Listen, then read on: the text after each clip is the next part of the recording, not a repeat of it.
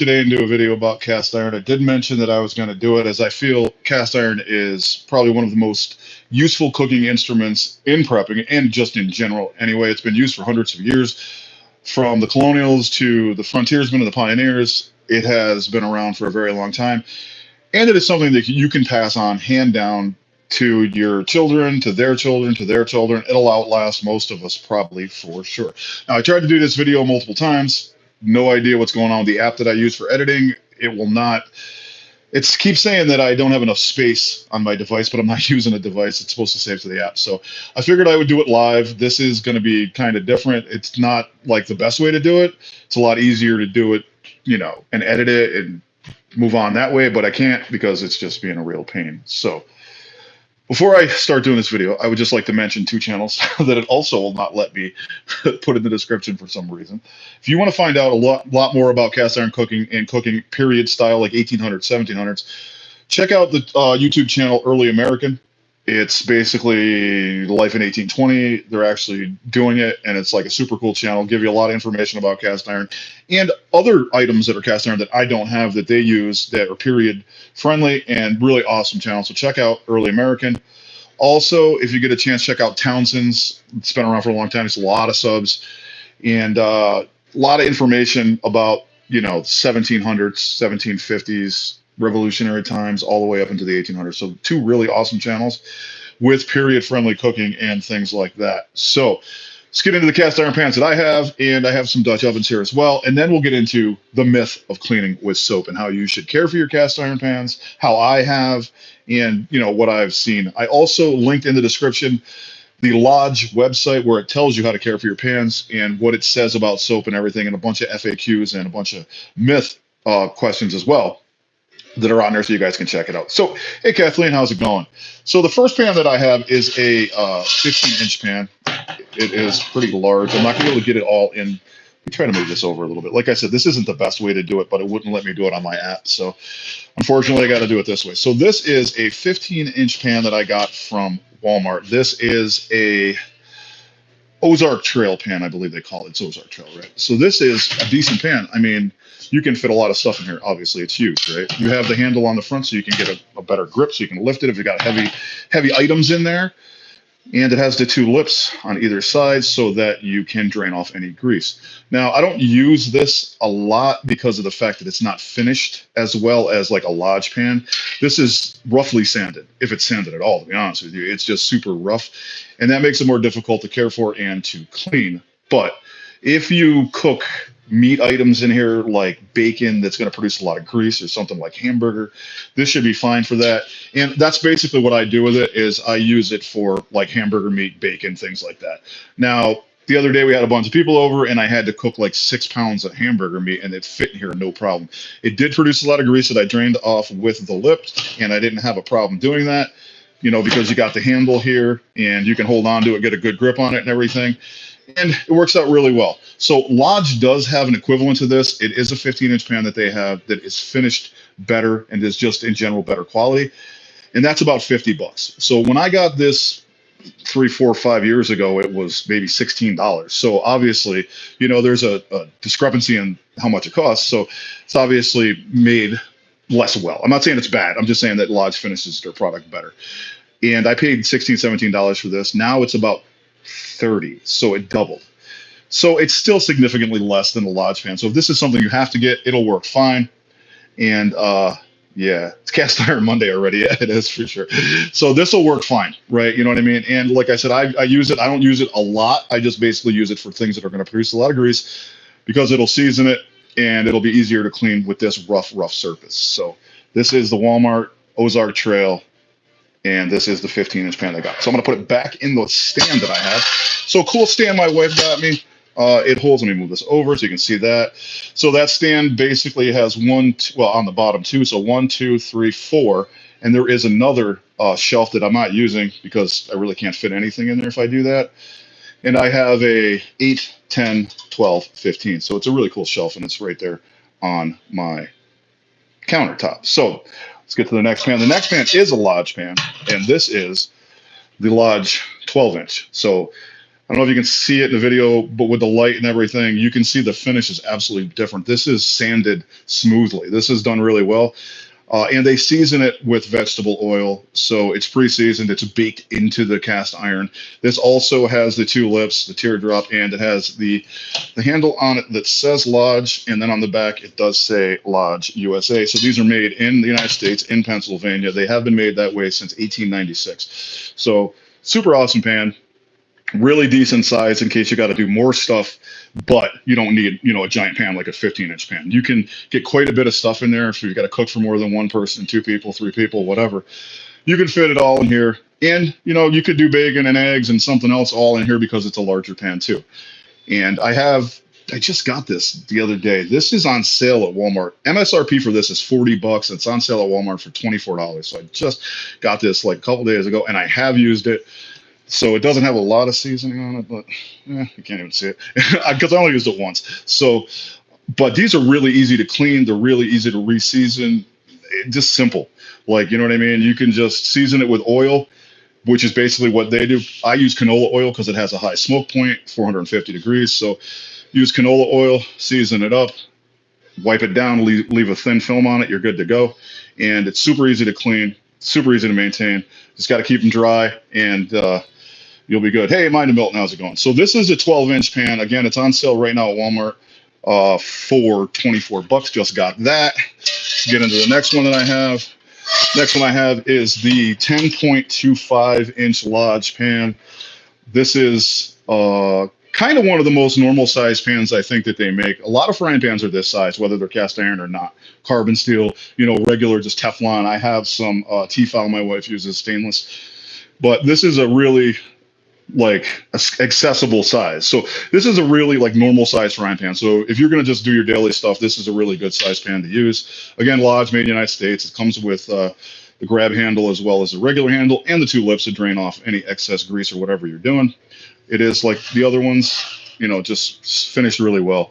And I just got this. I haven't even used this. So this is at Walmart as well. This size pan is $19 about, and I had a gift card that somebody gave me, and I ended up using it to buy this. So this is a really decent size one. You could use this a lot because it's not too big, it's not too small. It's a really good size to use. And if you have multiple sizes, you can, use whichever one you think you're going to need. If you're going to make 6 pounds of meat, you obviously need a 15-inch pan. It's not all going to fit in this size. It's not going to fit in a 12, so you got that extra size pan that you can use for something like that. But if you're just making a couple eggs and bacon, you don't need a giant pan. You can use something like this. So get a chance, check this out. This is at Walmart as well. This is Lodge 10.25, and that is $19. Now, last but not least, as far as pans go, is another Lodge pan. This one has a pretty good season on it. I use this one a lot. This is the Lodge 8-inch pan. This is a really good size pan for just single. Like if you're doing something for yourself, nobody else is around, you got to cook 2 eggs and some sausage, boom, this is the one right here. This is an 8-inch pan, really good. It does not have the handle on it like the other ones do because it's not that big, and you don't need it. It's not a giant pan. So it's a good size pan. Finish as well as every other Lodge. This one, honestly, that I've used it so much, it has kind of a non-stick season already. And like I said, the process of using it, oiling it, seasoning it, and heating it up and over again, you're going to be making that that non-stick surface for this pan. And this is a really good size for single usage, or even for somebody else. You got to make 4 eggs or something that fits in here perfectly fine. So a really good pan. This one is about $14 at Walmart, but I think I actually got this one at Marshall's or something on sale, a little bit cheaper than that, maybe $11 or $12 I paid for it. But it's a really good size pan, and these are really accessible. You can find the Lodge pans literally everywhere in not MSRP price. Like I said, if you go to the Lodge website, you're going to pay full price. You're going to pay $40 for the 12-inch when Walmart has it for $24. So obviously that's a no-brainer, and you can just look around. But they do have a lot of people who sell it. So check. Amazon even has them actually. So that is the 10.25, or no, I'm sorry, that's not. This is the 8-inch one, and that one is about $14. So before I go into the Dutch ovens, I want to talk about seasoning or cleaning and all of that stuff and care. So the other day I posted something on Facebook a picture of a cast iron pan, and somebody in my family was like, "Oh my God, don't put soap on it." And I'm like, "Listen, that's a myth." Like I said, I posted the Lodge FAQs in the description if you want to go check it out. It speaks to how you should clean your cast iron. Now, cast iron can be you can clean it with soap. Like I do it all the time. I've been doing it for years. So you get some Dawn or another dish detergent, whatever it is you use, whatever your preference is, and you clean your pan. Like seriously. The problem is you have to dry your pan really well. You can't leave like spots on it. Like just like here's an example. All right. So this isn't cast iron. This is carbon steel. This is a old hickory. Well, this is the agricultural line, whatever. But this is 1095, made in the USA. My wife used it and washed it and left it on the dish drain, and she said to me, it rusted. Well, did you dry it? No. So that's why, I mean, it wasn't nothing but surface rust. As you can see, I got it off with some steel wool, and now it's just patina. But that is something that will happen if, you don't take care of your knives or your pans or whatever. You got to take care of them, keep them clean and stuff like that, and keep them dry. So when you get cast iron, it's already pre-seasoned. Basically what they do is they use vegetable oil, they heat it up, it bonds right to the iron. So every time that you use your cast iron and you season it, you put oil in there and you cook with it, it bonds it. Eventually, over time, it's bonding to the iron. You cannot wash that off with soap because it's bonded to the iron. So you can use your cast iron, you can clean your cast iron, you can dry your cast iron, and repeat. And nothing will happen to it. It'll still retain the seasoning that you put on it because the seasoning is bonded to the cast iron. I read an article that said that it becomes type plastic, like a type of plasticky material that's almost like Teflon when you continuously heat, clean, heat, clean, heat, clean. It bonds to the cast iron almost exactly like Teflon, and that cannot be scrubbed away. So like I said, I put the hey Dennis from EDC for fun. Check out Dennis if you get a chance. Yeah, they on the Lodge one or other ones, you can just type in the myth of not cleaning your cast iron, whatever. How do you clean cast iron? And it'll tell you. So I don't know where that myth started. Maybe it started because people weren't drying their cast iron. Like if you don't dry it, it's gonna rust. There's no question about it. Like, you know what I mean? But you can use soap because you should use soap, or you'll get a foodborne illness. Like seriously, use soap. Don't use salt.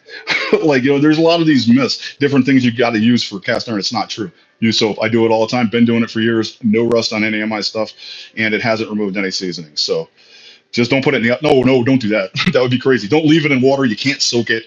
You can't do any of that stuff. You just got to literally wash it. Use like a scrubby sponge. Like I use, what is this? I got this one. Use one of these things. And it's fine. They also sell brushes that you can buy from Lodge or from the cast iron company that you're buying your cast iron from. They have ones that are battery powered that rotate. I mean, you can use a bunch of different things, but just don't leave it in water and make sure you dry it when you're done. So, and you can do so. So that is how you take care of your cast iron, just like you would take care of your carbon knives. Don't leave them in water. Seriously.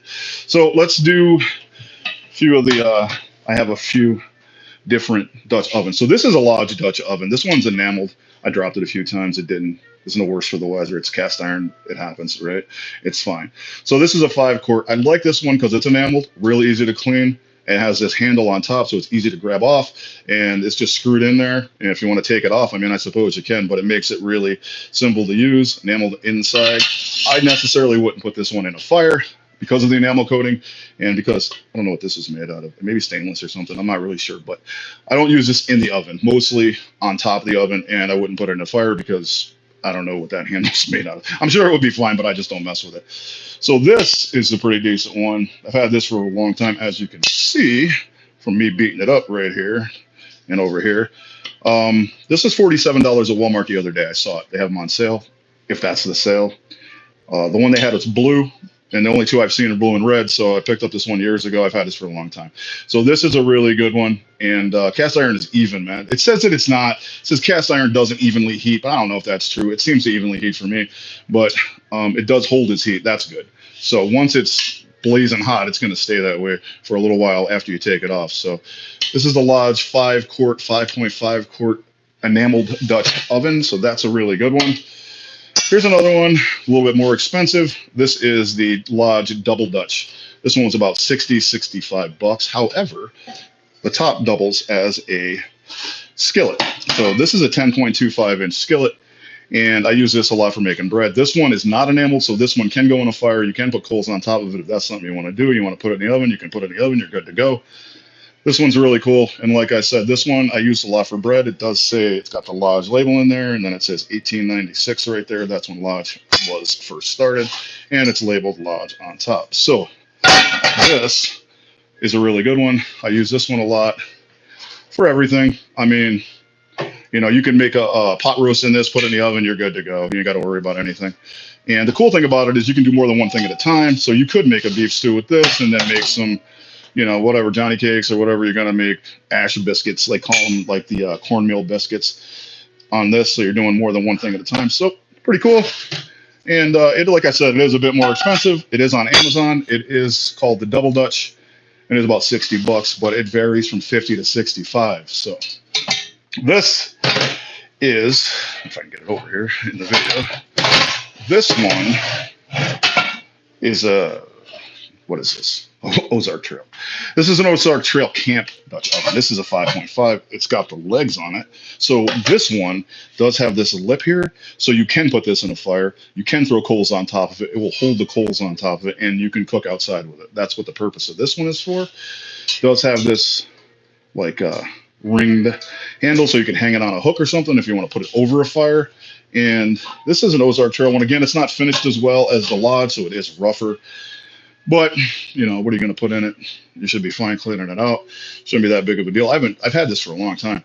And when I got this a long time ago, it's $21 on sale. I think it's like 30 now. So it didn't go up a lot.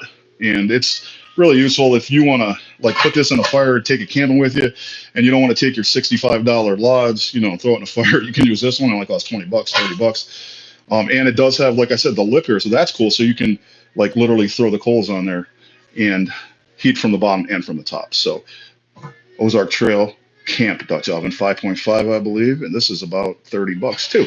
So that is all the stuff I have. That is basically what I use. I don't have a lot of space to store this stuff. And I don't really want to just, you know, put it in my garage and out of sight, out of mind. I won't use it anyways. So I like to bring the stuff that I use up and just keep it where I can see it. And this way I know it's right on the counter. There's a bunch of cast iron right there. I use it all the time. Now, like I said, there's a couple channels you can check out that actually do use cast iron in period-friendly circumstances. I like the 1800s. I try to do a lot of stuff in that period. I know it sounds crazy, but I do. I like use carbon steel knives. They're the knives that they actually use, like the pioneers use. Those are the knives that like the frontiers people use. And same with the cast iron. It's been around for hundreds of years. And the two channels, one of the it won't let me link it for some reason in the description, but it's called Early American, and it's about 1820 United States, and they're living that. And then Townsend's, everybody probably knows what the Townsend's is. He's got a huge channel with like 2 million followers. He's like the 1700s and early 1800s, and they have so much cast iron on those two channels, and they have stuff that you never even heard of. They have like a toaster thing where you can spin it and it toasts. You put it up next to the fire, like really super cool, like just period friendly stuff. And there's a lot of awesome information on there. They're really history channels, you know, and they're just the history of like life and cooking and everything else in those time periods, whether it's the 17 or the 1800s. And they're just really cool channels, and I watch them. And I got some pretty decent recipes from there, some actual bread recipes that have like 5 ingredients that they used to use in the 1800s, 1750s, really cool stuff. And if you want some ideas on like things that you can buy that are made out of cast iron, definitely check out some of those channels. And if you want to like get recipes that are period friendly, also definitely check out some of those channels. Those are the two that I watch, Early American and Townsend's, but there are more than that.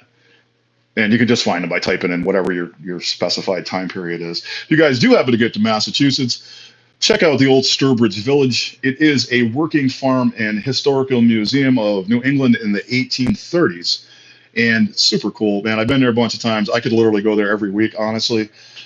It is, you know, just, it's cool. They got a lot of costumed historians. They got people walking around, talking to you. They have general stores, blacksmith, they're making stuff. People making tin. They have cobblers, guy making shoes. And it's all how they did it, like, historically accurate for the early 1800s. And it's a lot of fun. Go there and check it out. They got a cookbook I bought from there.